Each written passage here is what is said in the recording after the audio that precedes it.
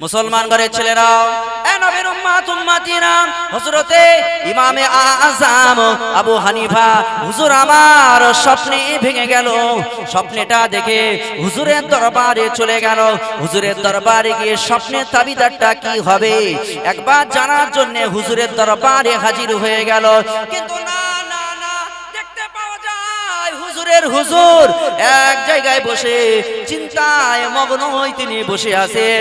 ওই সময়তে ইমামে আযম আবু হানিফা হুজুর আমার বলেছিলেন, হুজুর আপনার মনটা কেন খারাপ, আপনি কেন চিন্তা ভাবনা করেন, আমি ইমামে আযম আমার কাছে বলে দাও। আরো জোরে হবে না। মুসলমান ঘরের ছেলেরা, এ নবীর উম্মত উম্মতিরা, হযরতে ইমামে আযম আবু হানিফা হুজুর আমার কথাটা যেই বললেন, হঠাৎ করে হুজুর বলেছিলেন, শায়েখ ইমামে হাম্মাদ বিন সালামা হুজুর আমার বলেছিলেন, ও ইমামে আযম, ও আযম ও নুমান বিন সাবিত, তুমি শুনে রেখে দাও, আমার খলিফা আমাকে ডাক দিয়েছে, আমার খলিফা যেতে বলেছে। খলিফার দরবারে একদল লোক তারা বসে আছে, তারা আল্লাহকে মানে না, তারা স্রষ্টাকে মানে না, তাদেরকে আল্লাহ চিনিয়ে দিতে হবে, এজন্য তারা বসে আছে। আমি তাই চিন্তা করলাম আল্লাহকে কিভাবে আমি চেনাবো, আল্লাহকে কিভাবে আমি চেনাবো। আচ্ছা আপনি যদি বলেন, আমি যদি আপনাকে বলি যে আল্লাহকে বিশ্বাস করো, আর আপনি যদি বলেন আল্লাহ কি, কোথায় বাড়ি, কেমন দেখতে, আচ্ছা আমার বোঝানোর ক্ষমতা আছে? আপনি যদি না মানেন, নাস্তিকের বাচ্চা হন, তাহলে আপনি তো মানবেন না আল্লাহকে। হুজুর তাই চিন্তা করলেন আমি যদি যাই আমার সম্মানটা হানি হয়ে যাবে, তাই বসে বসে চিন্তা করলেন। ইমামে আযম আবু হানিফা হুজুর বললেন, তখন নাম ছিল নুমান বিন সাবিত, হুজুর এক কাজ করেন, আমি ওই দরবারে নাস্তিকের বিরুদ্ধে আমি নিজে তাদের মোকাল্লামা করব, তাদের সঙ্গে বাহাস ঘোষণা আমি সাবিত আমি করে দিলাম। একবার জোরে বলুন সুবহানাল্লাহ। ছোট্ট বাচ্চা, তার ঈমান কত মজবুত। আজ আমাদের সমাজে যুবক ছেলেরা, এরা যদি ইসলামের ছায়াতলে আসে, এরা যদি কোরআন শরীফ পড়ে, এরা যদি 5 ওয়াক্ত নামাজ আদায় করে, এই ছেলেগুলো একদিন ইসলামের মুজাহিদ হয়ে যাবে। একবার জোরে বলো।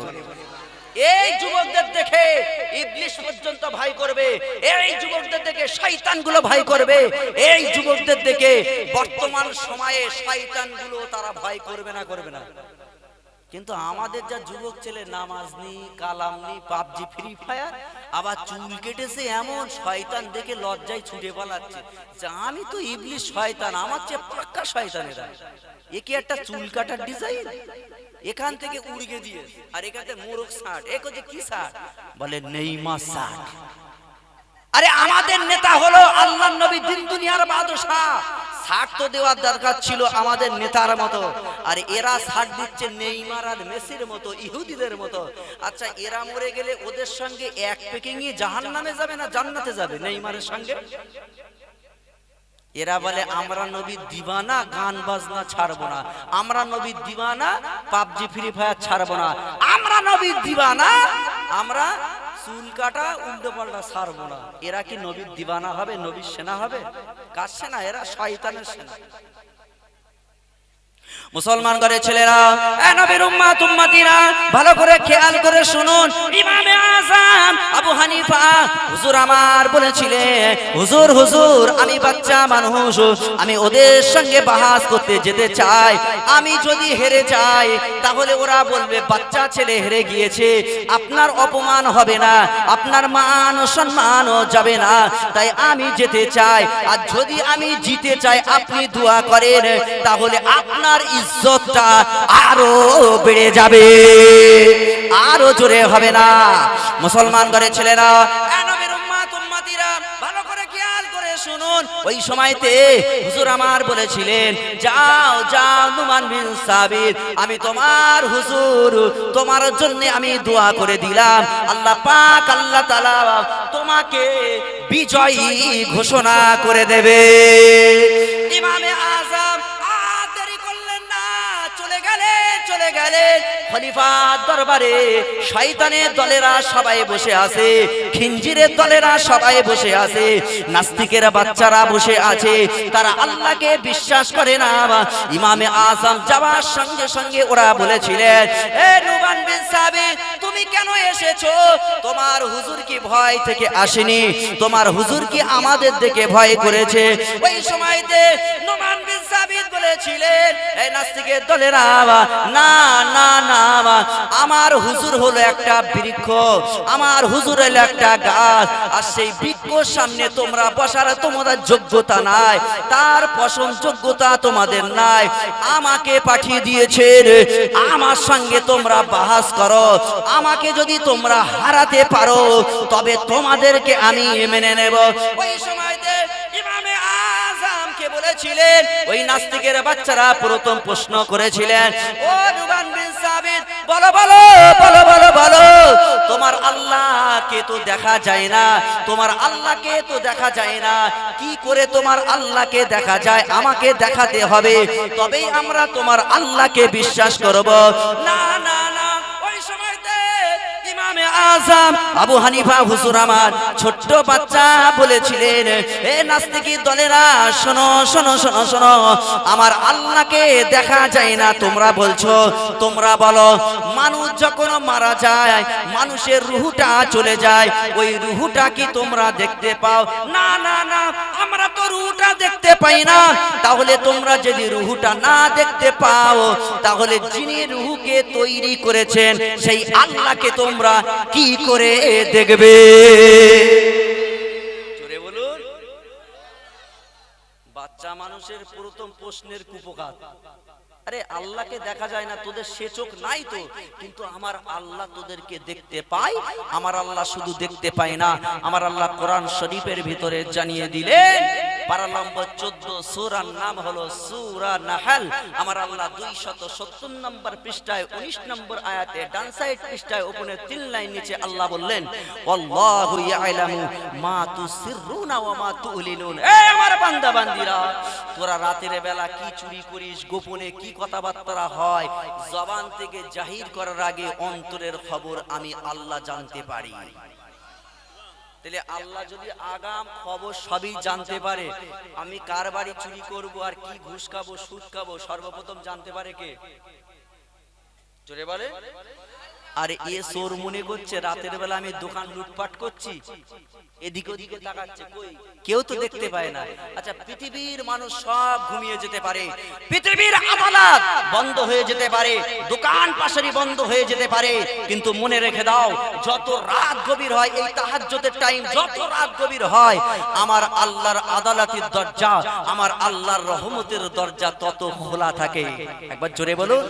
আল্লাহ বললেন, এই আমার বান্দা বান্দিরা, এই গহীন রজনীতে স্ত্রীকে ফাঁকি দিয়ে, নিজের স্বামীকে ফাঁকি দিয়ে, নিজের বাচ্চাকে ফাঁকি দিয়ে, এই গভীর রজনীতে আমি আল্লাহ আমার সিজদায় যদি তোরা পড়ে যাস, আমি আল্লাহ আমার কাছে যদি তোরা দোয়া চাস, আমি আল্লাহ তোদের জিন্দেগীর গুনাহকে আমি আল্লাহ মাফ করে তোদের বেগানা মাসুম মাসুমা আল্লাহ বানিয়ে দেব।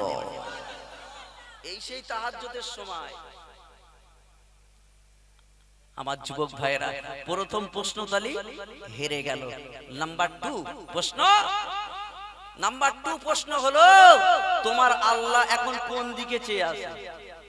কোন দিকে চেয়ে আছে? তুমি তো আল্লাহ আছো বলছো, আল্লাহ এখন কোন দিকে চেয়ে আছে? ইমামে আজম সুন্দর, ছোটবেলায় কত বুদ্ধিমতা ছিলেন দেখেন। তিনি বললেন, একটা আলোর ব্যবস্থা করো। তিনি একটা প্রদীপ জ্বালালেন, প্রদীপের জ্বালিয়ে নাস্তিকদেরকে বলল, তোমরা সব গোল করে ঘিরে বসো। গোল করে ঘিরে বসা হলো। বললেন যে গোল করে ঘিরে বসে এবার বলো, এই প্রদীপের লাইটটা, এই আলোটা কার দিকে চেয়ে আছে? আচ্ছা ভাই, একটা লম্প, আপনাদেরকে লম্প বলে কি প্রদীপ বলে, যদি জ্বালানো হয়, ওই লম্পটা চতুর্দিকে যদি আপনারা গোল করে বসে থাকেন, আলোটা কার দিকে চেয়ে থাকবে? সবার দিকে নয়। আল্লাহ কোরআন শরীফে বললেন, ফাআইনামা তুআল্লু ফাসাম্মা ওয়াজহুল্লাহ। আমি আল্লাহ সদা সর্বদাই সব জায়গায় বিরাজমান, আমি আল্লাহ দেখতে পাই। কোরআন শরীফের দলিল। ওরা বলছে আমাদের দেখাতে হবে, তা আলো দিয়ে দেখালো, দেখতে পেয়েছো? আমার আল্লাহ সব চতুর্দিকে দেখতে পায়। দ্বিতীয় প্রশ্ন হেরে গেল। মুসলমান ঘরের ছেলেরা, এ নবীর উম্মত উম্মতিরা, নাম্বার 3 প্রশ্ন নুমান বিন সাবিত কে করা হলো। ও নুমান বিন সাবিত, বলো বলো। নাম্বার 3 প্রশ্ন হলো, আমার আল্লাহ পাক আল্লাহ তাআলা এটা জানিয়ে দিলেন, আমার আল্লাহ দুটো জাতিকে সৃষ্টি করলেন, একটা হলো জিন, অপরটা হলো ইনসান। আমার আল্লাহ পাক আল্লাহ তাআলা কোরআন শরীফের ভিতরে 27 পারার ভিতরে আল্লাহ জানিয়ে দিলেন, ওয়ামা খালাকতুল জিন্না ওয়াল ইনসা ইল্লা লিয়াবুদুন। আমার বান্দা বান্দীরা, আমি আল্লাহ জানিয়ে দিলাম, আমি আল্লাহ ঘোষণা করে দিলাম, 18,000 মাখলুকাতের ভিতরে আমি আল্লাহ জিন জাতিকে আর ইনসান জাতিকে আমি আল্লাহ পাক আল্লাহ তাআলা সৃষ্টি করলাম ইল্লা কেবলমাত্র লিয়াবুদুন, আমি আল্লাহ আমার ইবাদত করার জন্য। কিন্তু আল্লাহ পাক আল্লাহ তাআলা এটা জানিয়ে দিলেন, মানুষ যখন মারা যাবে খারাপ কাজ করলে তাকে জাহান্নামে ফেলা হবে, আর জিন তো আগুনের তৈরি। কারণ আমার আল্লাহ কোরআন শরীফের ভিতরে পারা নম্বর 14 আমার আল্লাহ সূরা হিজরের ভিতরে আমার আল্লাহ জানিয়ে দিলেন, ওয়ালাকাদ খালাকনাল ইনসানা মিন সালসালিম মিন হামাইম মাসনুন। এই আমার বান্দা বান্দীরা, আমি আল্লাহ জানিয়ে দিলাম, আমি আল্লাহ ঘোষণা করে দিলাম, জিন জাতিকে অগ্নি শিখা থেকে আমি আল্লাহ তৈরি করলাম, আর মানুষ জাতিকে আমি আল্লাহ ঠনঠনে পচা মাটি দিয়ে আমি আল্লাহ তাদেরকে তৈরি করলাম। তাহলে তোমার আল্লাহ যে জিনকে অগ্নি শিখা আগুন থেকে তৈরি করলো, সেই আল্লাহ ওই জিন জাতি যদি গুনাহ করে তাহলে আগুন আগুন কিভাবে শাস্তি দেবে এটা আমাদেরকে দেখাতে হবে। কথাটা কি খারাপ বলেছে? জিন আগুনের তৈরি, আচ্ছা আগুন আগুনকে শাস্তি দিতে পারে? কিন্তু আমার আল্লাহ ইচ্ছা করলে পারে না, পারে না। শয়তান বলছে আগুন হয়ে আগুনের কোনোদিন শাস্তি দিতে পারে না। নুমান বিন সাবিত বলে এই ব্যাপার উত্তর দিতে হবে। নিচেই লেপে গেলেন, লেপে যাওয়ার পরে ছোট্ট একটা মাটি নিলেন। কি নিলেন? মাটির টুকরা। ওই যে মাটির টুকরা পড়ে আছে না, মাটির টুকরাটা নিয়ে জোরে ছুঁড়ে ওই নাস্তিকের কপালে শপাট করে ঝেড়ে দিল। যে এই কপালে মারলে উড়ি বাবা মাগো ছটফট শুরু করে দিয়েছে। নাস্তিককে বলে, নাস্তিক তুমি তো মাটির তৈরি, আল্লাহ তোমাকে মাটি থেকে তৈরি করেছে, এবং এই মাটির ঢেলা তোমাকে মারলাম, তাহলে তুমি ওরে বাবা মারে করছিলে কেন? বলে আমার খুব লেগেছে, ব্যথা হয়েছে। আচ্ছা তাহলে মাটি দিয়ে যদি মাটিকে আঘাত করা হয়, যদি মাটি দিয়ে লাগে, তাহলে মনে রাখবেন আমার আল্লাহ আগুন দিয়ে জিনকে তৈরি করেছে, ওই জিনকে দিয়ে ওই আগুন দিয়ে তাকে জাহান্নামের শাস্তি দিতে পারে। একবার জোরে বলে। 3টে প্রশ্নের উত্তর কমপ্লিট, ম্যাচ জিতে গিয়েছে, আনন্দ। ওই সময় নাস্তিকের যে হেড সে বলছে, একচি চ তোর হুজুরের কাছে আমাকে নিয়ে চ।